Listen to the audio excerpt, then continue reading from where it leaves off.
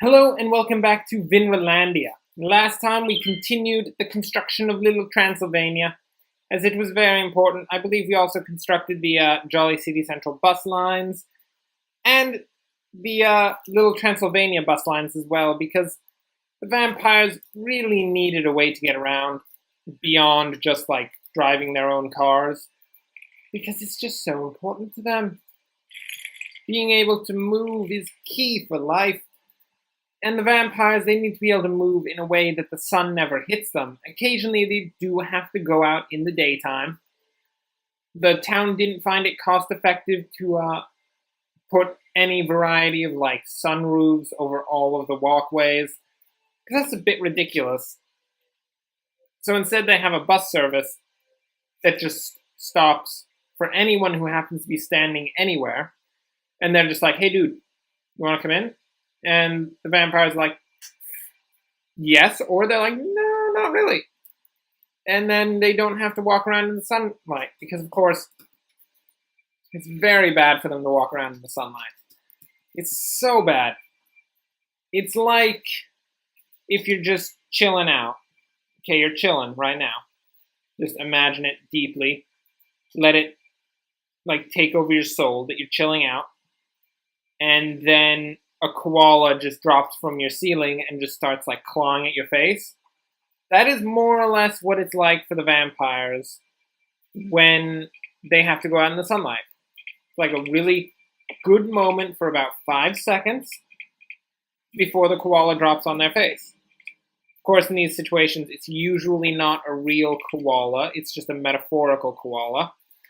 I know that's a rather unusual thing to face in your day-to-day life, but don't be afraid of the metaphorical koala. It is mostly harmless, unless whatever metaphor you're dealing with happens to be incredibly harmful, whereas then, yeah, it's bad. You should be very afraid of the metaphorical koala.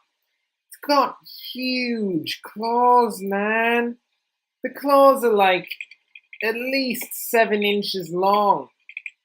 I once tried to measure them, but it then proceeded to try to claw me to death, and we had to put it down.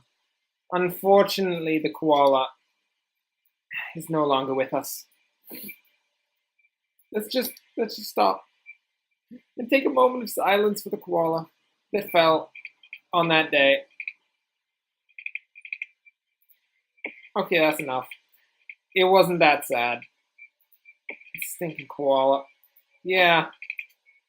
So remember, metaphorical koalas are very dangerous, and you should not deal with them unless, of course, you are accompanied by a professional koala wrangler. Which, if you're looking for professional koala wranglers, they've been known to live in Wittsville quite often. You can just go over, just check it out, see what kinds of ads they have in the local paper. Because the koala wranglers are all about local paper ads. It's just like, they send it in, and you see them, and it's like, do you have a koala problem? Do you happen to have, at any place in your town, a palm tree in which a koala is chilling out in? Or does your town simply have too many eucalyptus trees to control the growth of the koalas? If any of these are the case, please call at 1-800-IKillKoalas.com so that we can come and assist you in your koala issues. Our services include bludgeoning koalas, poisoning koalas, stabbing koalas, and the occasional relocation of koalas, although we don't prefer it. We really prefer not relocating the koalas because, of course, the goal of the koala wranglers is to wrangle the koalas, and that really just pretty much means they want them dead. It's just a group of people who hates koalas a lot. So much that they've turned hating koalas into a job, and they are just going with it. My goodness. Look at the commercial sector of Wittsville. It's just got no leisure at all. It's so unleisurely. It's disgusting. Look at it. There we go. Now you've got some leisure for yourself. What do we have over here? Some houses. Houses need grand amounts of leisure. Let's put in a small park, literally right here. Right here. Boom.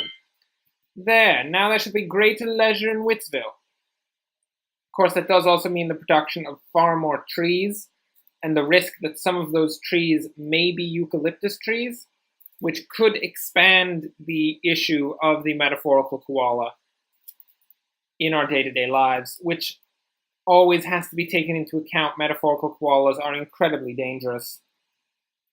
If you do see a metaphorical koala, please call 911 immediately. Tell them that you are seeing a metaphorical koala and you need to go to a psychiatric ward immediately. They will understand what that means. It'll all be fine. Just let it happen. Just go with it. Okay. Enough with metaphorical koalas. They're not that important. They are pretty important. They're not that important. We've got an aquarium here. We should put this aquarium down somewhere. Where should we put an aquarium? Where in the world would accept an aquarium? Obviously, Brandberg would not. There are many strange creatures, such as the cuttlefish, that Brandberg could not accept. I know where it goes. Clearly, the one place that could accept, beyond all others, the aquarium is Goatsburg. Why precisely, you might ask? Well, a new species of fish has been found off of the coast of Vinlandia. Shut up. It was literally found right here in this pool of filth. And it is a very important creature for Goatsburg in particular. This creature was the sea goat. Sea goat super aquarium. Literally, there's not like cuttlefish and little fish and all sorts of different fish. No, this aquarium has one type of fish. Lots of one type of fish. It's called the goatfish.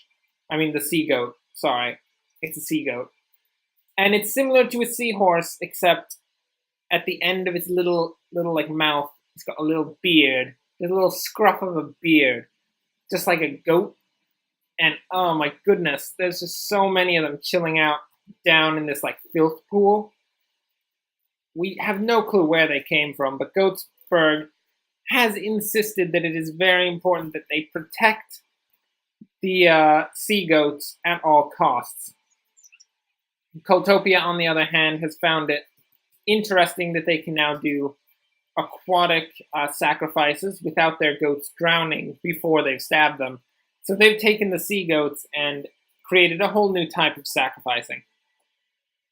I'm not even sure if Cultopia wanted to do that or if it was just to spite Goatsburg. But Goatsburg is protecting the sea goat. They have 24-hour guards on the sea goat super aquarium.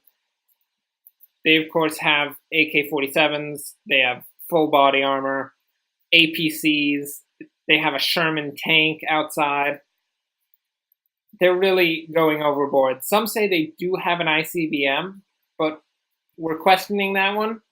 It might just be a show of arms against Cultopia so that they don't invade, but it's very questionable. I would not put it past Goatsburg to have an ICBM to use against Cultopia at last resort. That it's just such a blood feud. We just can't deal with it. Okay. So what do we have here?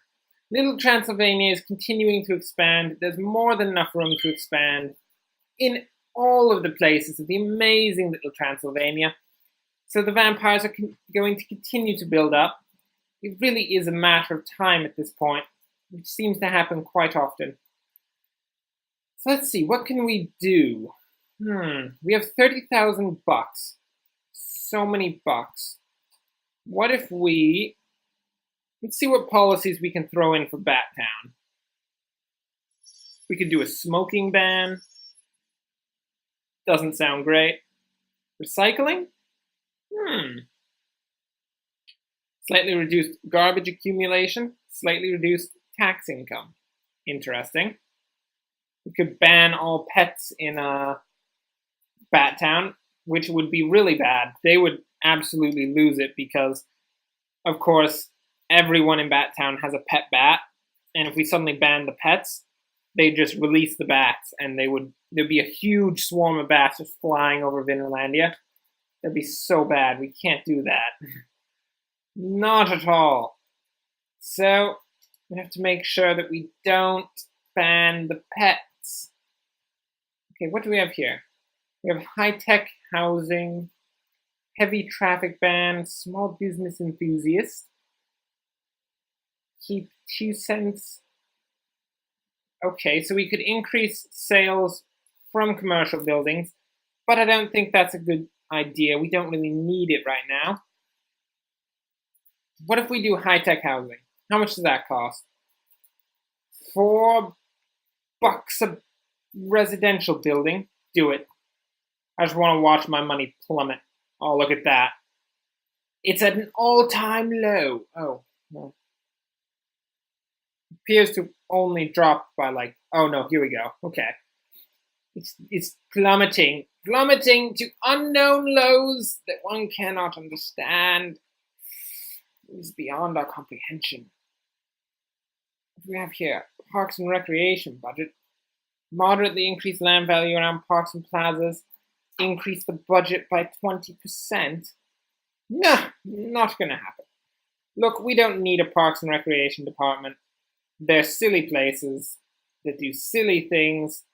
We just need to make sure that we continue to live in peace with nature, and we have no need for a parks and recreation budget. Of course, if you look around, we don't actually live in peace with nature. It's pretty bad. We kind of tear down nature wherever we go. We're putting high-tech housing into Brandberg, probably into Wittsville as well. Why don't we just throw high-tech housing just literally everywhere? We're going to throw our entire city into a terrible depression because we just put high-tech housing on literally everything. How can we afford this, they ask. We have a space elevator and everything. It's too much money. You can't do it. Don't throw your city away like this. And I'm just like, shut up. Just shut your mouth. USS Enterprise on the ground has got this. Just let it be. It'll be fine. Okay. So we did that, and that took like only a couple minutes. That's so terrible. What can we do? Are there any traffic jams, like really serious traffic jams we should look at? Come on. Let's see. Traffic. Jolly City Central has some problems. Oh yeah, I remember this. We were really planning to divide this into 2 separate sections, weren't we? Should probably do that. Let's see. Okay, so if we're going to divide this into 2 separate yet equally important parts, the on-ramp that supplies cars into Jolly City Central and the off-ramp that lets cars out of Jolly City Central. These are their stories. So let's see. Let's do a little pause here. And we're going to divide this into 2 separate areas. Potentially help with traffic at this moment, because traffic is not good in Jolly City Central.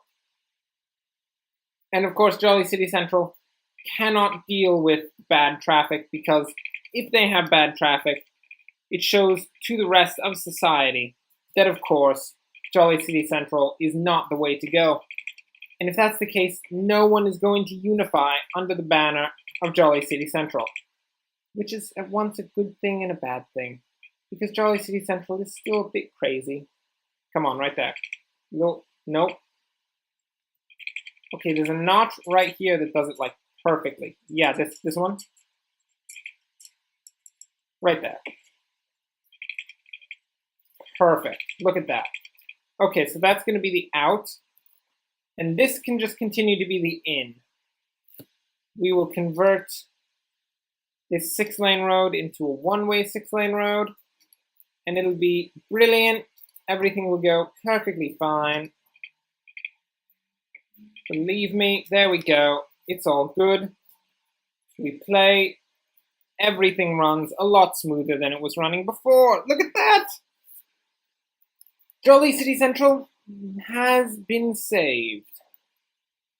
It wasn't easy, I'll tell you. We had to work day in, day out to finish the bridges that went over the railways. Because, of course, the railway is the greatest... Oh, Lord. I know I was talking about railways, but this, it's disgusting. I need to go other places. I can't. Hi, little Transylvania. Your road system makes sense, right? Vaguely? Well enough? Okay, cool. That's much better than what I was just dealing with. Oh, but look at the traffic jams. There are jams. Okay, they're not large, but there are definitely jams. Especially right... Oh, Lord. Like right here. And the jam that is right here. Good Lord Almighty. Little Transylvania, the city of vampires, is facing traffic jams. This is of the greatest risk to the vampire people because, of course, they can't go out in the sunlight.